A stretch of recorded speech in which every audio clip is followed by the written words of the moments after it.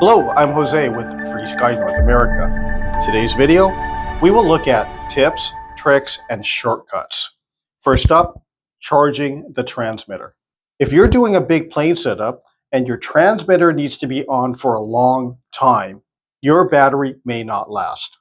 If you need your radio on while your battery is charging, you can do this. Okay, so I have my USB cable that's plugged into the wall with an adapter.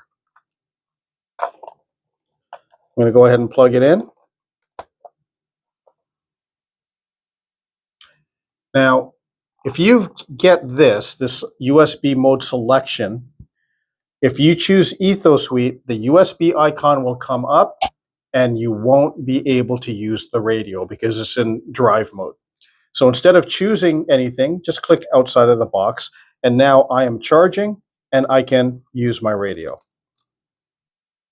If when you plug in your USB, the USB icon pops up, that means somebody changed the mode to be automatically selected to EthOS Suite mode, and it won't work. So to get out of that, go into System, over to General, I believe it's on the bottom.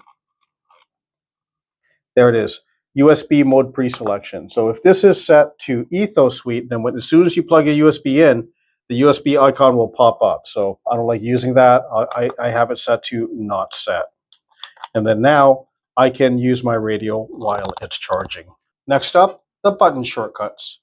The circular buttons on the bottom of your radio is used to navigate the menus.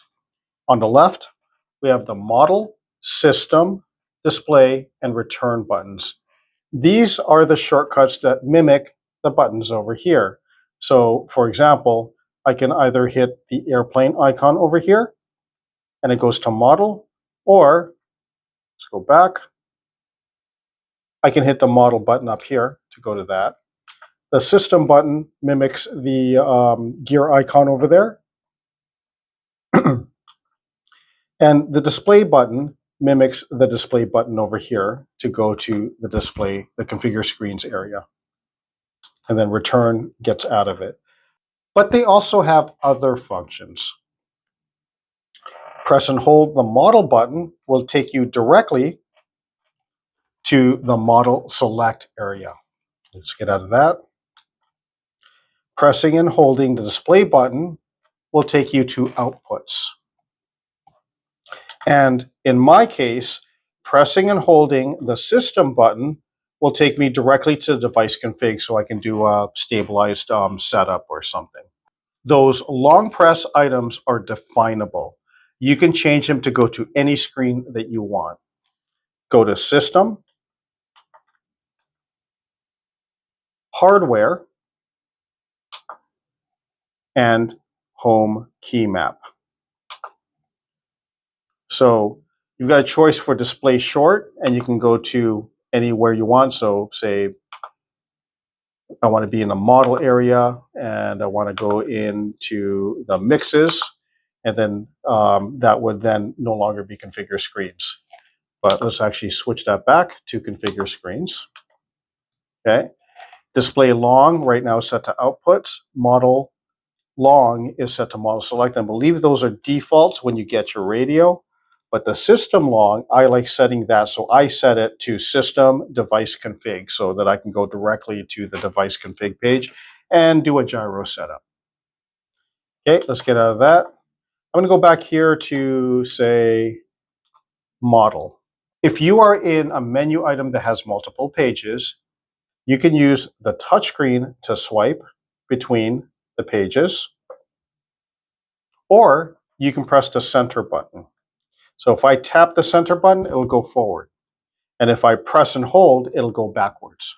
The buttons, keyboard mode. When in keyboard mode, these buttons have other functions. So let's go somewhere where we need to enter text. So I'm going to go to Mixes and go to ailerons over here and edit it. Okay, so over here, I can do some text entry. So if I hit this button, now the keyboard pops up. When the keyboard pops up, these buttons have other uses.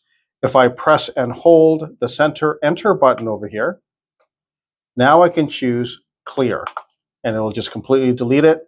And now I can enter text. So we can type in ailerons.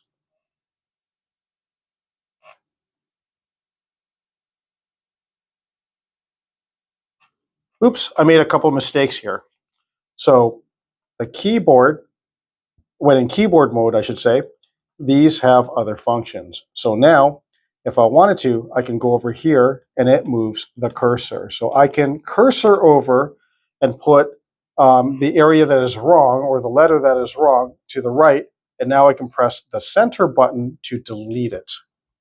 And then now I can type in the right letter, E, and then use the display. So system and display, cursor forward and backwards. Okay. And then over here, the center button deletes it.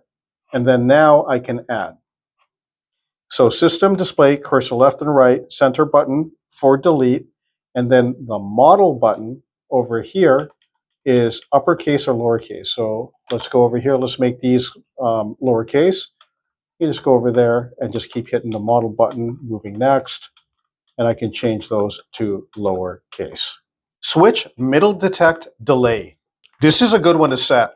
If you have a 3-position switch with an audible call out, sometimes if you pass by the center position, medium rate, high rate, it'll call out the middle position and then it'll call out the high position. So this is my rate switch. Medium rate, low rate. So I flip quickly to the low rate, but it still told me the middle rate, and that can get a little bit annoying. Go to System, Hardware, Switch Settings, and over here is Switch Middle Detect Delay. And I like a value of about 50 milliseconds. So now if I switch over from, right now I'm in low rate, I want to go directly to high rate and pass the middle rate. Medium rate, high rate. I did it too slow. Low rate. There it goes. High rate, low rate, high rate, low rate. It won't detect the middle because you went quicker than 50 milliseconds to get there. But it'll still go to the middle. Medium rate. If I stay there. High rate, low rate. The second mix page. All right, I'm going to get out of this. I'm going to go to Model and go to Mixes. Now, this is a great summary of all your mixes. So it tells you that the aileron mix is using channel 1 and 5. If I scroll way down here, the knife edge mix is also using 1 and 5. But if I was to hit the page button over here, now it organizes it by channel. So let's go to channel 1 aileron. And if I wanted to, if I hit the enter button over here, which will take that arrow and make it go down, now it shows me all the mixes on channel 1 over here. Now, if you take a look, this knife edge mix one is not highlighted. And so that tells me that right now that mix is inactive. But if I activate that mix, boom, now it's in place. So these are all the mixes that affect channel 1. All the mixes that affect channel 2. And let's go to flaps. And here's the mixes, all the mixes that are affecting the flaps. So nice way to troubleshoot if you do have a problem is to go to the second mix page. Remember, it's the page button to go to it. The edge switch. If you need a momentary switch for something, but the switch you want to actually use is, say, a 3-position switch, you can still use it. All right, so I'm going to get out of here, and I'm going to go to timers. So timer 1, edit, and edit it. And for example, a reset switch, when you want to use a reset switch, it needs to be a momentary switch. Let's just say that I wanted to use this 3-position switch in the down position. So I'm going to go over here and flip it down. All right. The problem with that is, and I don't know if you can see it, I'm just going to actually go to the actual timer page over here. And you see it says 6 minutes. Okay.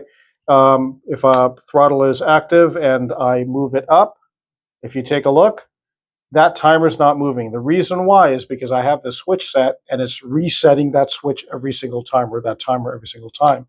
So now if I go up, now it starts counting. So a reset switch needs to be a momentary switch, for example. All right. So if I go over here to timer 1 and edit it, okay? So I want to use that SD down switch. I do want to use that, but I can make it into a momentary switch by choosing the edge option. And now if I press and hold on here, now I can choose edge. All right. So now let's take a look. My timer is going, and I go ahead and reset it, and it continues to go. So an edge switch is essentially the first time that you hit the switch, it'll just blink it on and off, and then it's no longer active. So a lot of people like to use a 3-position switch because they might have timer reset, timer start, timer stop, or something like that. But you can use it, just make it into an edge switch. The hardware check page.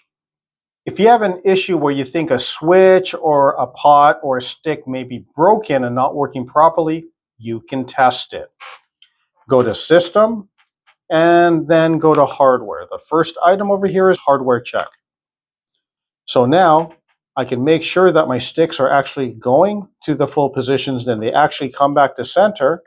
My throttle works, my rotary encoder works, my sliders work, switches work, and you have a representation of what it's doing. I have seen people not do the stick calibration properly, and it becomes very evident here. So it might be something like they had, they didn't have the throttle when they did the calibration, and it's not going up all the way, or it's only going to half and then full. I've seen that happen a lot. It doesn't go all the way down. This is where you can double check it. So I can check my buttons, switches, my trims, knobs, etc. So it's a good place to check. The hamburger option. In all the menu items in this radio, if you see a little icon, I'll show it to you. Let's go to Model, let's go to Mixes, and let's go to the aileron mix and edit it. And you see those 3 little yellow dashes. The nickname of that is a hamburger because it's looks like a hamburger. But if you see that option, so right now, for example, curve and expo. This expo, usually I can only put a number in, so I just got to remember the number was 50, so I don't change it. But if you see that hamburger option, that means that if you press and hold, you have other options. So for example, that was before you can only enter a number. Now we're going to hit maximum, and it'll just make it 100%. Press and hold again, minimum, and it'll make it minus 100. Press and hold again, and use a source. Now, for example, I can use a source like, say, this knob. And then this pot now is the source for the expo. So I'm going to go back. To make it go back, go to convert to value. Now it's a number, and then now you can change the number to what you want. So I'm going to go ahead and make it 50% again. So anywhere in the menu you see those little things, that means you have other options. All right, I think that's it for now. If you have any questions, you can leave a comment on this video or send me an email at jose@freesky-rc.com. Thank you very much. Have a good day.